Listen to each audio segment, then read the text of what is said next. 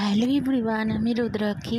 আজকে হাজবেন্ডের টিফিনের জন্য পাস্তা রান্না করেছিলাম, তো সেটাই তোমাদের সঙ্গে শেয়ার করছি। তো প্রথমে পাস্তাটাকে গরম জলে একটুখানি ভাপিয়ে নিয়েছি যাতে সিদ্ধ হয়ে যায়।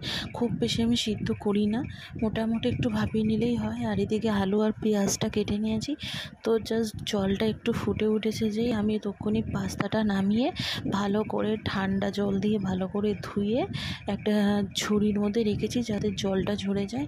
আর ওদিকে একটা কড়াইয়ের মধ্যে সাদা তেল দিয়ে দিয়েছি, আর কালকে কিছুটা ভাজাভুজির তেল ছিল সেটার সাথে মিশিয়ে দিয়ে তারপরে ওই তেলটা গরম হতে আলু আর পেঁয়াজটা দিয়েছি।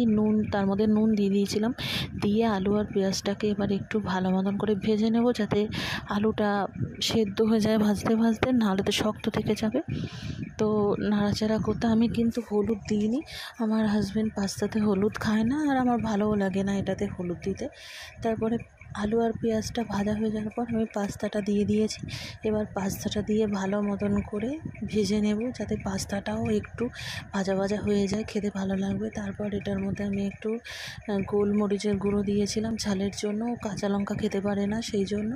আর গোলমরিচের ফ্লেভারটা বেশ ভালোই লাগে মুখে, একটু ঝাল ঝাল খেতে টেস্ট লাগে। তারপরে আমি গোলমরিচটা দিয়ে একটু ভালো মতন করে নাড়াচাড়া করে নিয়ে যখন দেখেছিলাম যে পাস্তাগুলো একটু ভাজা ভাজা হয়ে গেছে, তখন আমি এটার মধ্যে কিছুটা টমেটো সস দিয়েছি। আমার পাস্তা মশলা ভালো লাগে না, টমেটো সস দিয়ে খেতে বেশ ভালো লাগে, তাই জন্য আমি হাজব্যান্ডকে এইভাবেই বানিয়ে দিই। তো এবার সস দিয়ে কিছুক্ষণ ধরে একটু ভাজবো যাতে সসটা প্রত্যেকটা পাস্তার সাথে মিশে যায়, তাহলে খেতে খুব টেস্টি হয়। আর এটা মেয়োনিজ দিয়েও করা যেতে পারে, কিন্তু আমি মেয়োনিজ দিয়ে করিনি, আমি সিম্পলভাবেই ওকে করে দিই।